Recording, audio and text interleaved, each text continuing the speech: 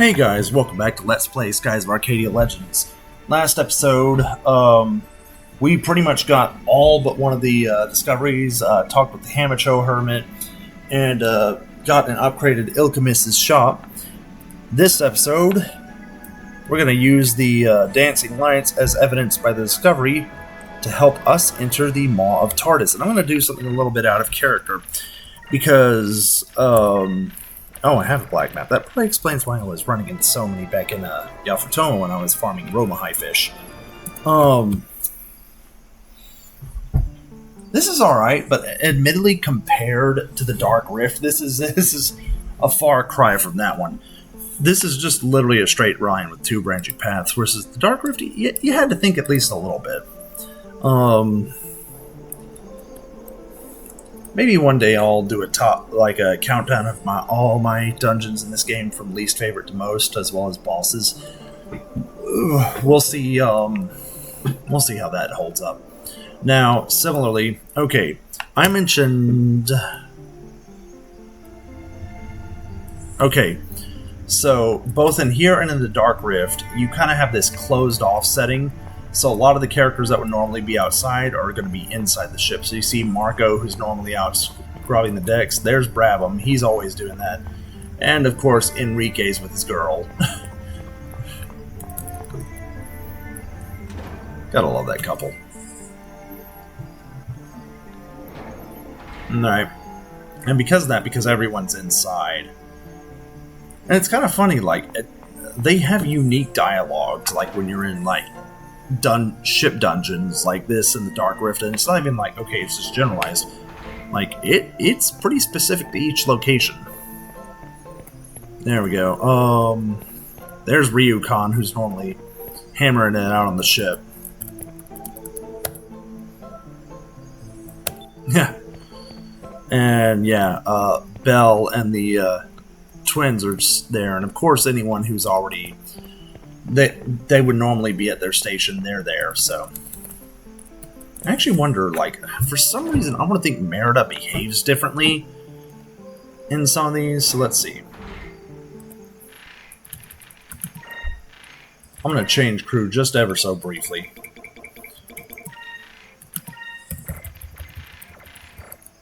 Alright, let's see. She's still dancing, or is she sitting down when you're in dungeon areas?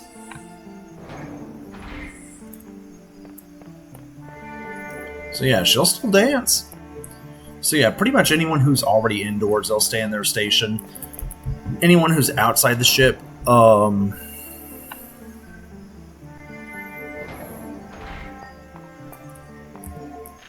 it's funny, I'm not certain, but I don't think I saw, I don't think I saw, what's his face, Domingo. So let me see. Maybe I just missed him, but...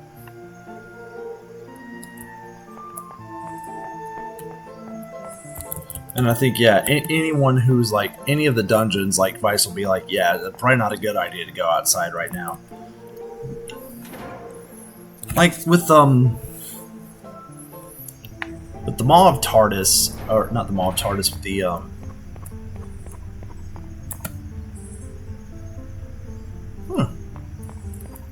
just miss him?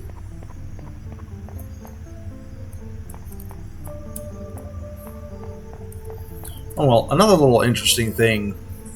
You can change your flag on the island. Okay, you can only do it on the island. So. I thought you could do it on the ship as well, but... It's clear that only on Crescent Isle is that possible. Alright. Now, we're going to keep going through the Maw of Tardis. I'm hoping there's an enemy that's so rare to run into in this dungeon, because it's relatively short, that sometimes you can go your whole game without running into it. So I'm secretly hoping that maybe I'll go that. Okay, so the best way to know how to navigate through here is there's these crystals. They will point to the right direction. Every time you kind of want to start out ignoring those, because that's where your in-game chests are going to be. Yeah, so Stalk Fiends are going to be similar to what you found in the Dark Rift.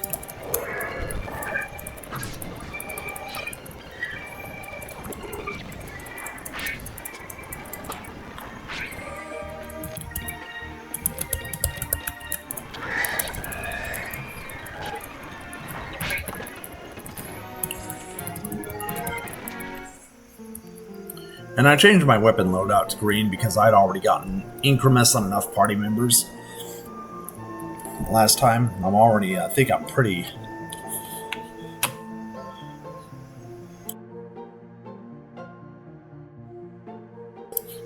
Sorry about that. Pretty close to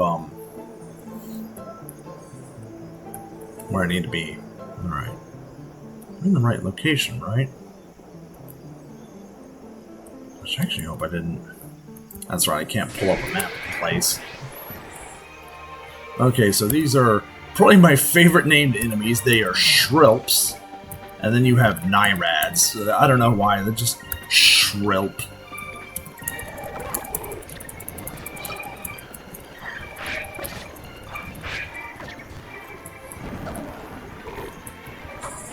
Yeah, they do invoke weak. Weak!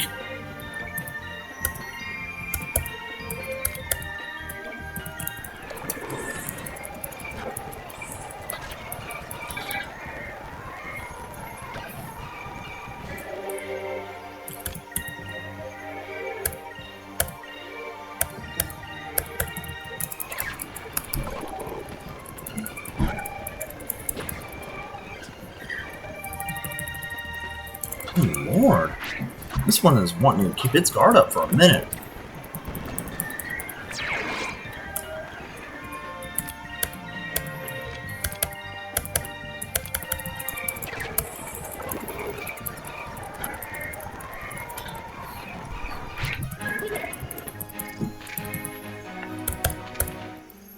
I think after I get Sacrament with Fina, I'm probably gonna switch to actually giving people blue magic for a change.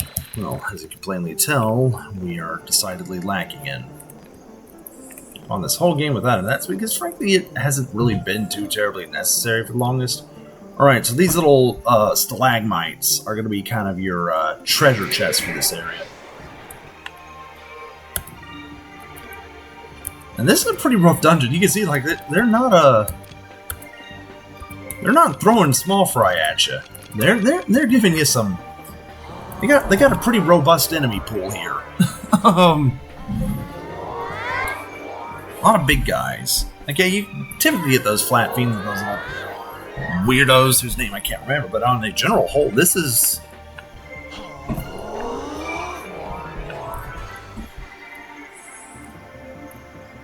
Pretty much something else. Alright, so I think I'm going to use Land Burst.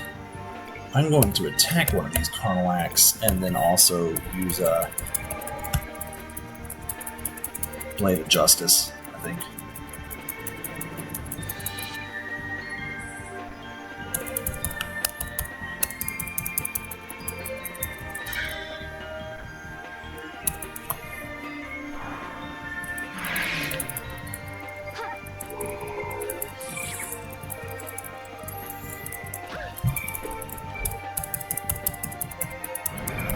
And there's Death Blossom.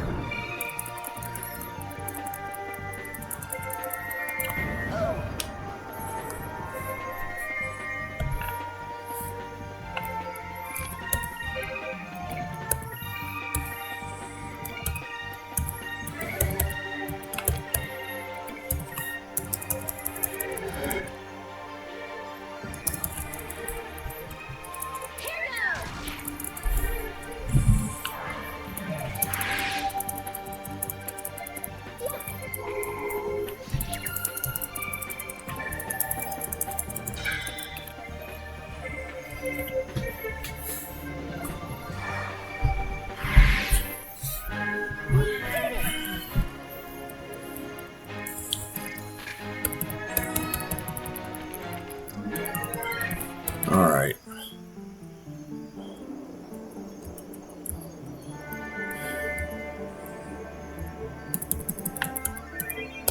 Got a Dexus Seed, which, while I'm thinking about it, Items.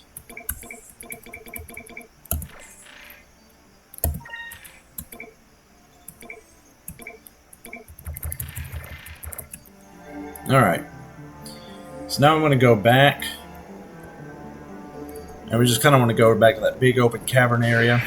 Because it's going to be simpler to do things this way. Oh, I really do hope I get to run into that enemy. It is rare, and I mean, like, without intentionally going out of my way to do it, I've only maybe had 1 or 2 playthroughs where I've just stumbled into it en route.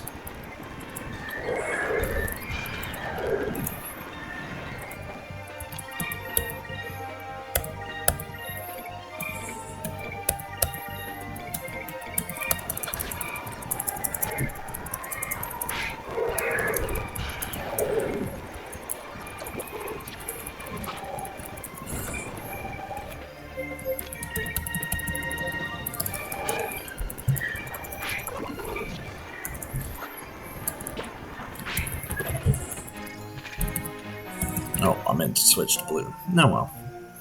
Not the end of the world.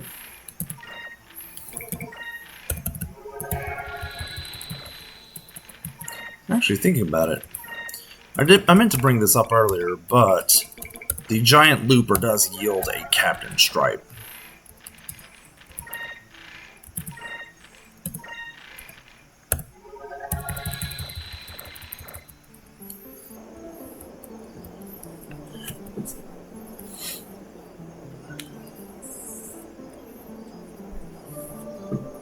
Alright, as I were.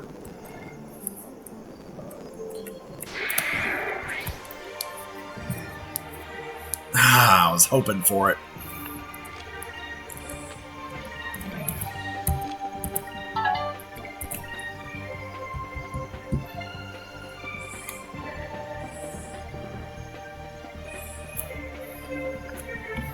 Have to forgive the notifications going off.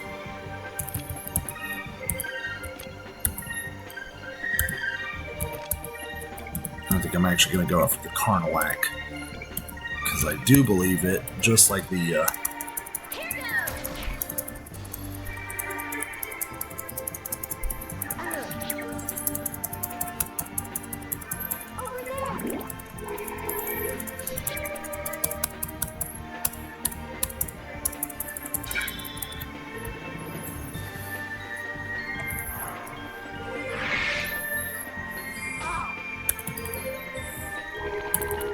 Alright, and I might as well show off the Judgment. It is the 3rd strongest single target hit attack in the game. Your trial shall be swift and just.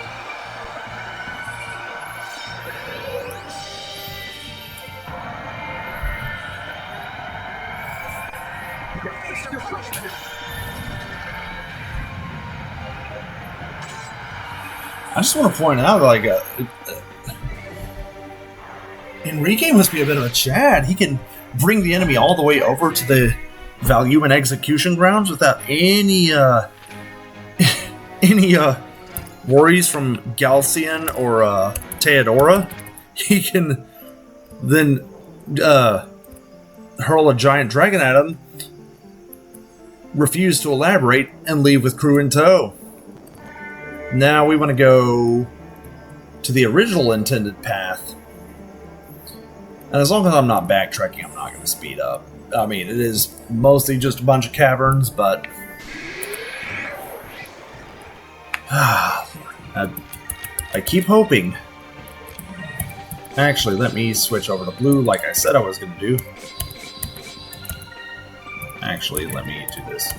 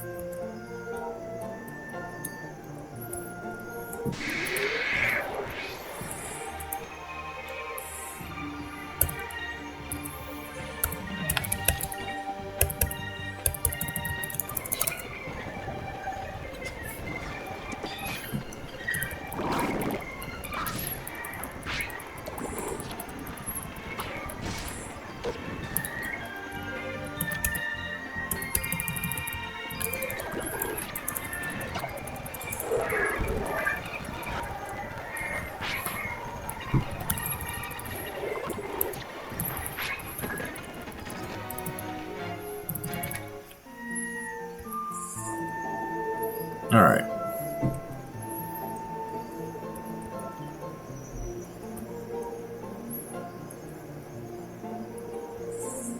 Now this was a little more obvious. The stalactite is hanging straight over the area you need to go to. So, in order to press forward, you wanted to go left the first time, but go right to get the treasure chest. It's the opposite here. Oh my gosh! Ooh, I am lucky as heck! Woo! Okay, this thing. This is the Draco Lurg. This thing is so rare that I actually thought it might have had higher stats than the other variants of it you fight later on in the game. It doesn't. But whoo! I may have to spoil you a little bit, but this thing, most people probably only know that one version of this enemy exists, and it's in the final dungeon of the game. So this is one of the strongest enemy archetypes in the game. It's up there. Like, sitting comfortably with boss rehashes, for what it's worth. And oh my gosh, I won the lottery. Oh, that judgment was wasted. Oh, it was wasted so hard. Whew. Okay. All right. Now I'm gonna show you the most hilarious way to beat any given enemy in the game. I'll give you its exact stats. So one of the Skull Shield animation is playing. I'm actually gonna go out of my way to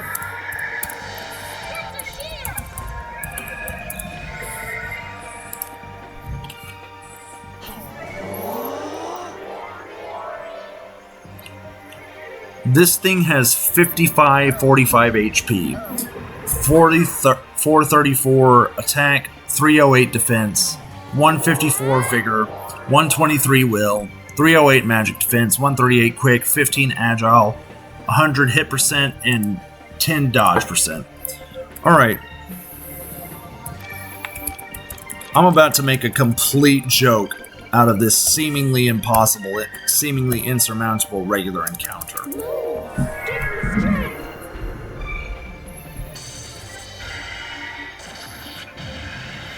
Eternum is arguably one of the most busted spells in the game. It insta-kills anything that isn't a boss. Of course, it costs 10 less than Drachma's Hand of Fate. Can be used at any point in the game so long as the silver magic has been built up to acquire it. And, of course, it does come at the cost of 1 MP, but with Fina being the spell-casting beast of a human being she is, that's really nothing to spit at. Maybe if I run into another one, I'll use Judgment, and only Judgment on it the first go-round, just to give you an idea of just, like, how busted, Oh, I need to read these enemies. And what's funny is this is one of the only multi-archetype enemies, and I think it is exclusive to this dungeon. Could be wrong, but... Not the Carnalac, but the little, the weirdos over there.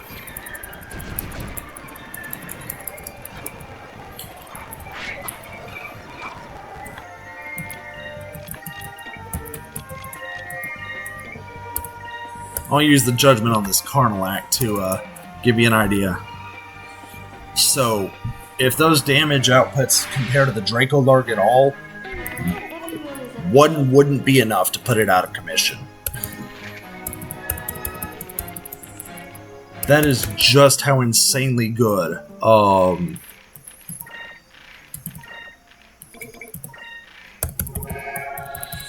Eternum is.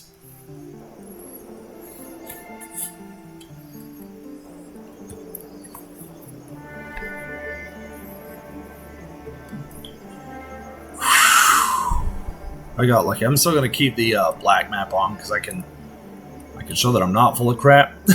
But if I'm fortunate enough to pop up into another one, but yeah.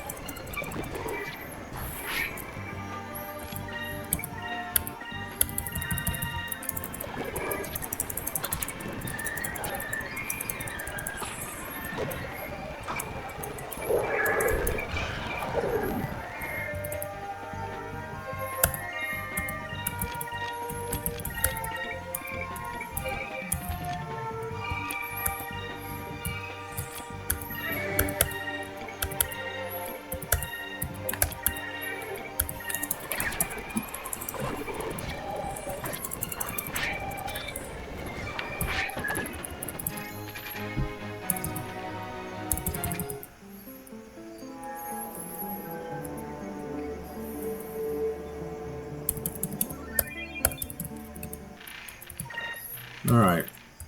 How many do we have? Okay, we got enough to get Gigas. Epsilon Mirror, so if you didn't want to wait, if you only wanted to get about 3 Selvite rings or Constitution gems, getting this move as soon as possible would be helpful for Deathless runs. It's pretty much that same Steel Coat move that Tortigar used. It's that.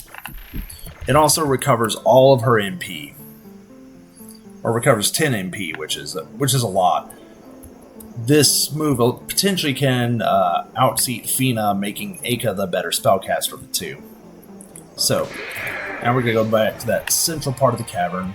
Okay, so these are the Nayrads.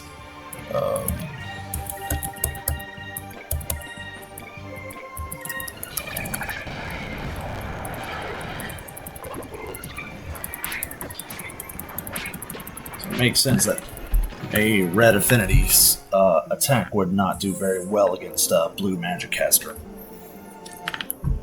For the record, I don't know if I'm going to be grinding everyone up to level 99, but I will be completing all their magic rosters before fighting the final boss in this game, so that is something to take into account.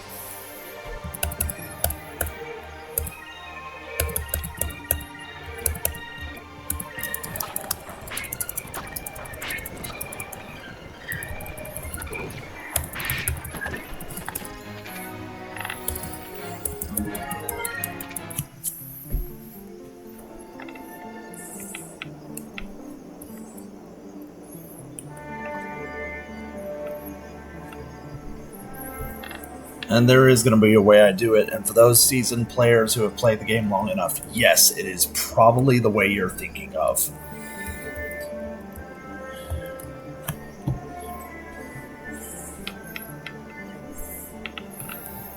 Which will probably come with a comfortable level up dosage too, which is never something to complain about.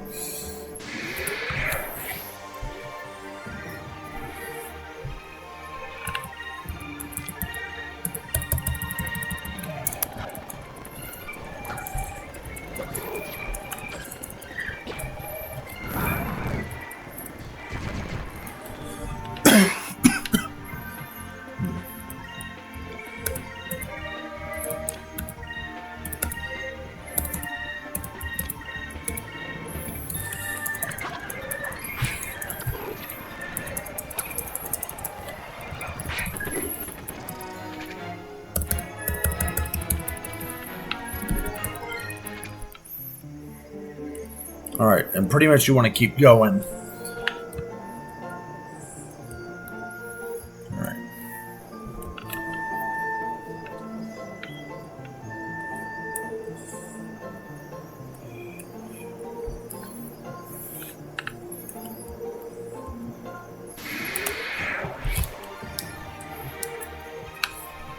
Alright.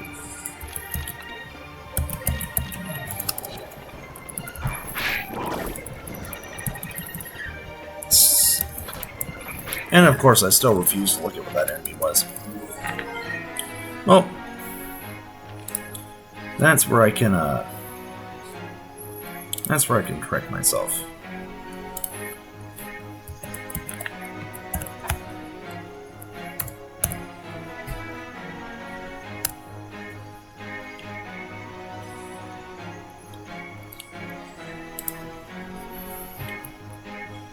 Okay, the other one is the white one is the Nadnarb. It is notably weaker than the Nayrad in pretty much across the board stats, or at least it does have Nayrad has a higher HP and attack, but defense, vigor, will, magic defense, quick, agile, hit percent, and dodge percent are pretty much the same.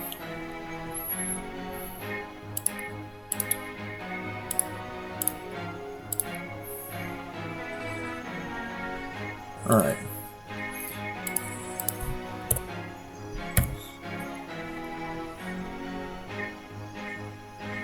And I just inadvertently locked myself up. Okay. So.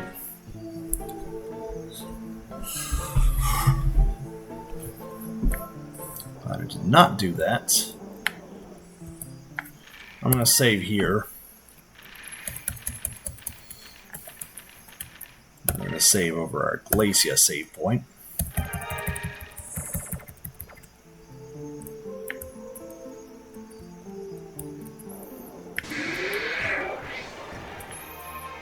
Alright, yep.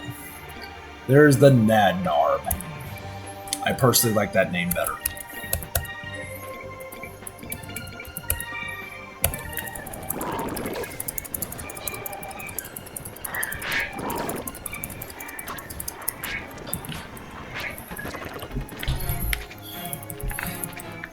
And I'm going to go ahead and I am going to use one of my Ilka mixes. Oh, well.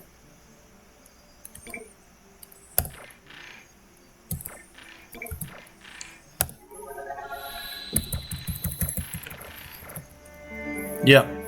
It is certainly a better item than Urala's lunch, but you know, I just can't help but like Urala's lunch better. Okay. Don't want to speed through this too much.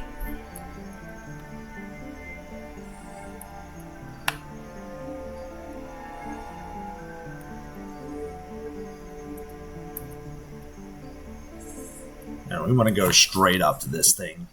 In case you haven't figured out, that's the Gigas.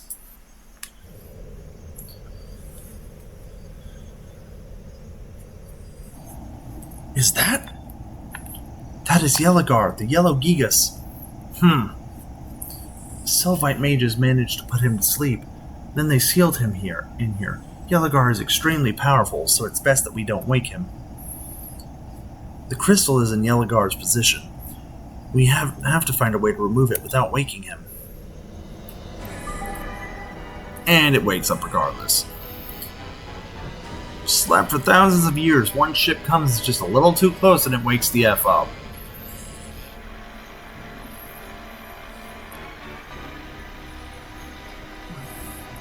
Great, he's awake. If we stay here, we won't be able to dodge the lightning. We have to get away from him. Engines, full reverse.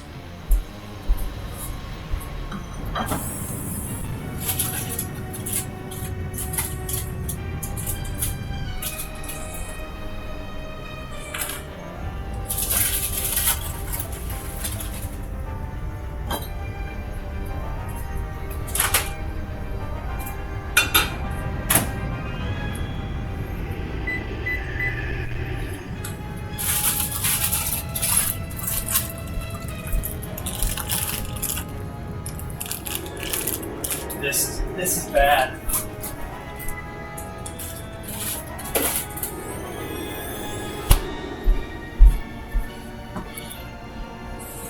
He made breaking the seal look easy. This isn't a good sign. It looks like we're gonna have to fight him to get the crystal. Battle stations, let's take that thing down. Alright, and we are fighting Yella. Now, I wanted to wait to talk to this for a while, but when Ika alluded to the mythos around the Gigas, one was mentioned to be a giant. Obviously, that's Grendel. The other was suggested to be a dragon. Now, it could be possible that Blueheim could be interpreted as a wyvern, but my guess is this was the dragon in question. Yella, legends say, ancient records say its thunder tore open the skies itself, and its roar shook the ground. Whoa, it doesn't sound like a very friendly Gigas. Vice, we should be extra careful. Alright, so, same basic start. We want to use Urala to,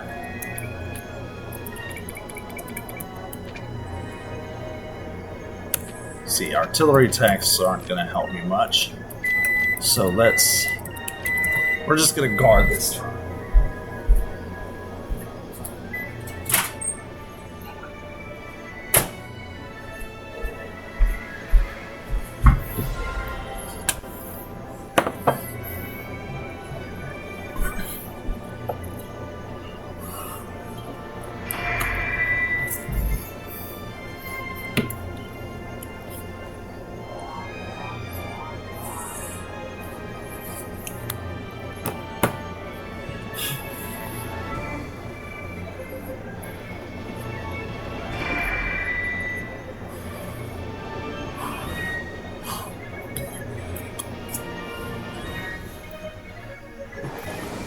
And this is...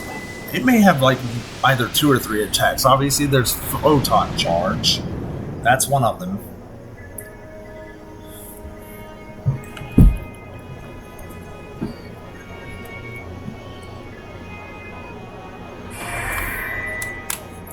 While I'm looking it up, I'll go ahead and run through its stats for you.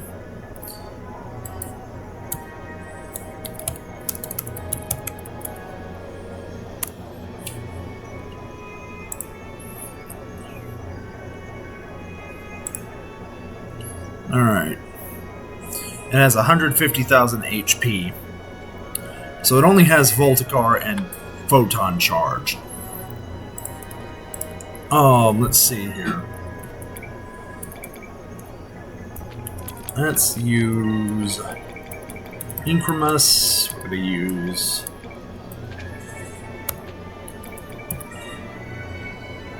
Ryukon. We're going to use Domingo.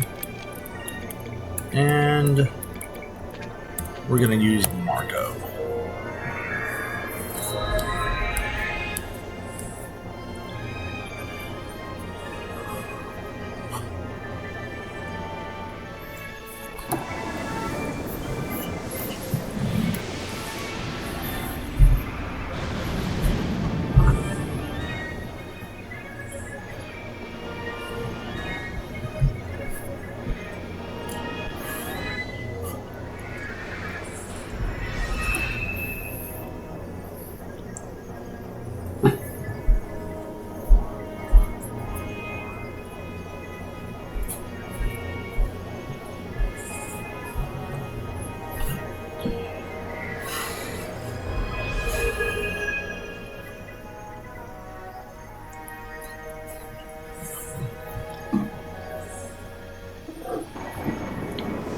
And there is Voltgar.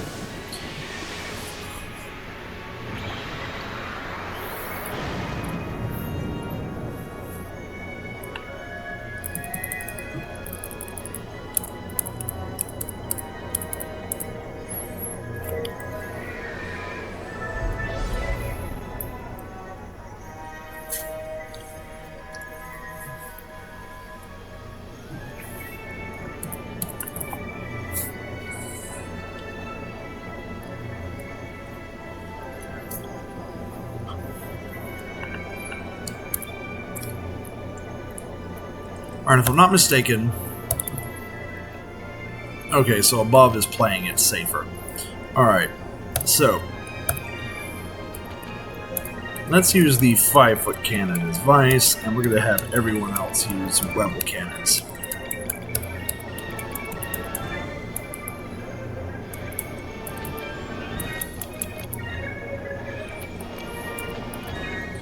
Actually, I think...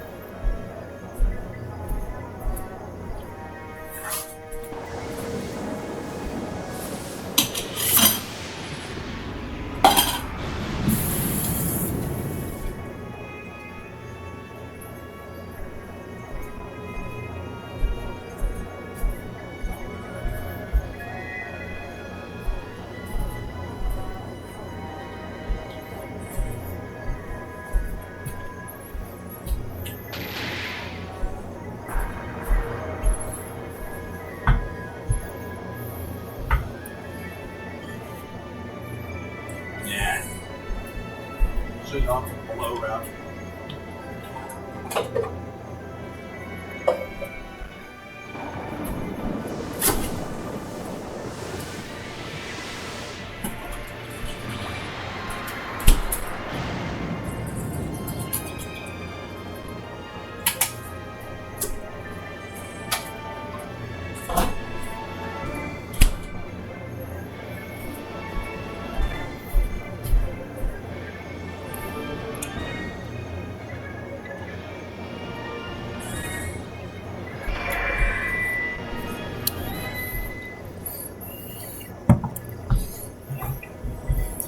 Damn, not a single weak point.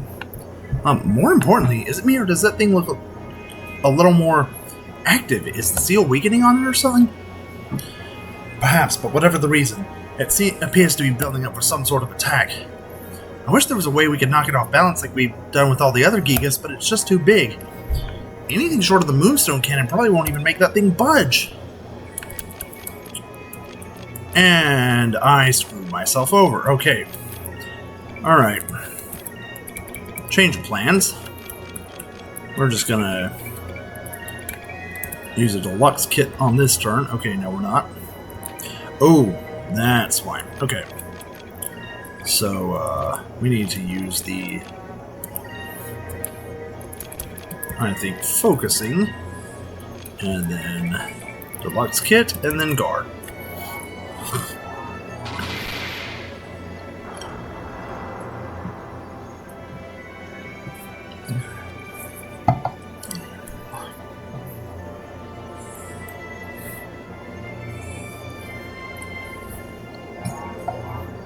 So yeah, don't do what I did. Conserve your SP and use it on the Moonstone Cannon turn.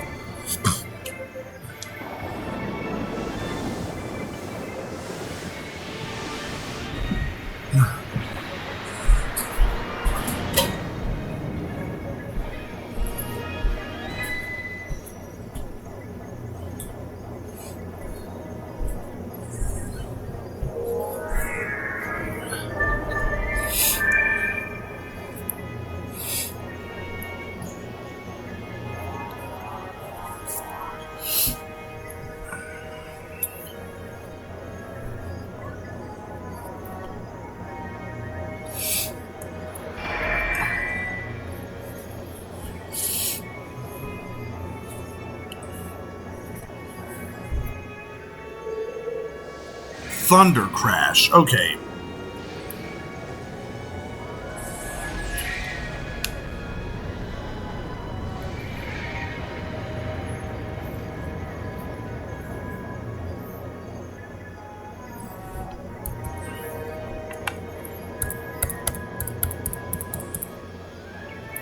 That attack! Its power is unbelievable! It did a whole 2,700 damage! Be careful, everyone! Yella looks ready to attack again. It's not going to let up. Great, we didn't knock it off balance and now we're stuck in its attack pattern. Alright everyone, brace for impact.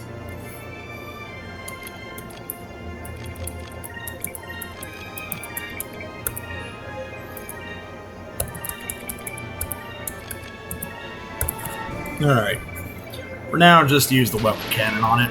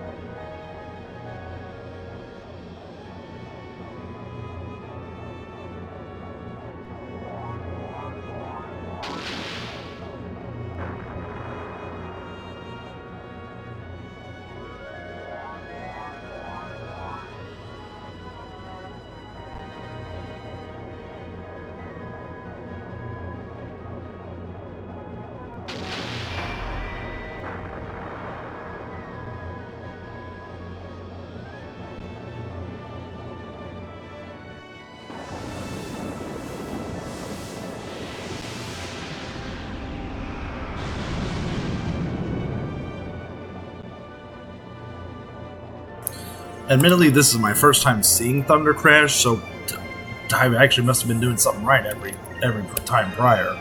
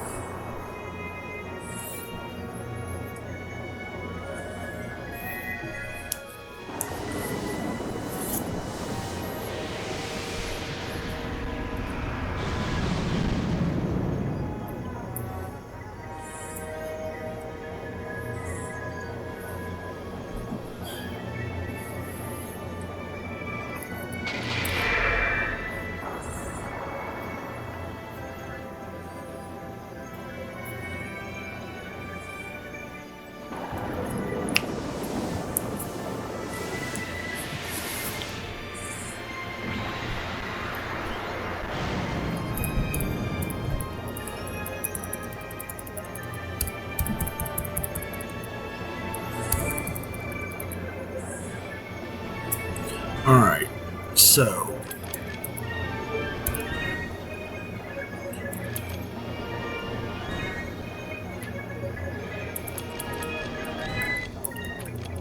let's use Incremus. We're going to focus with the other two, and Moonstone Cannon with Enrique.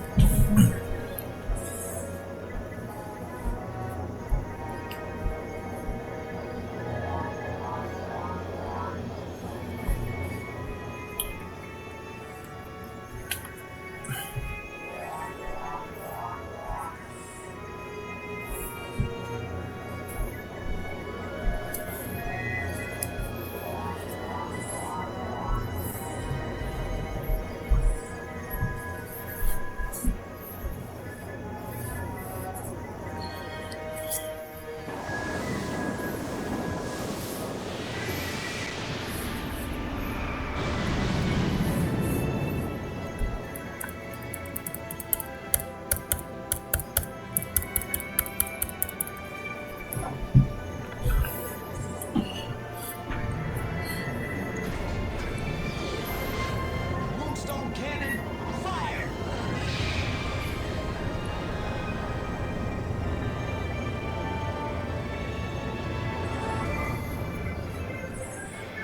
And in case it probably isn't obvious, we pretty much got his number this next turn.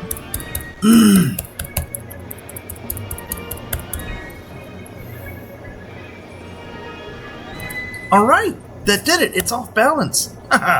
Leave it to the Moonstone Cannon. Alright, everyone, now it's our chance. Open fire.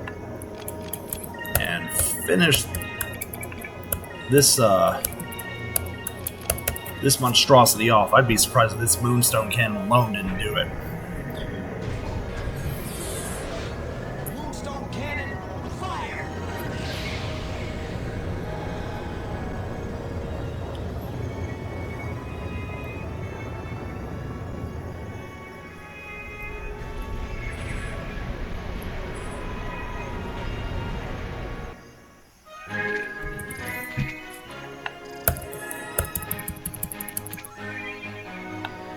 Captain Stripe and Thunder Cutlass.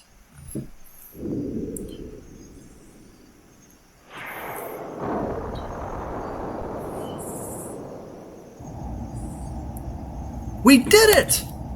That wasn't easy.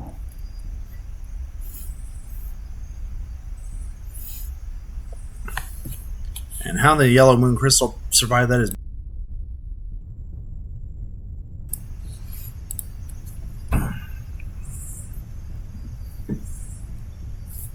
It's amazing that we were able to get it before the Armada.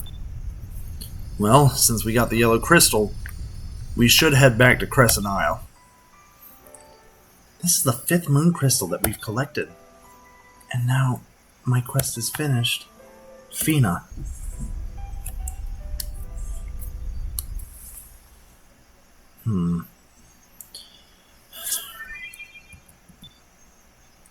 Alright. Well,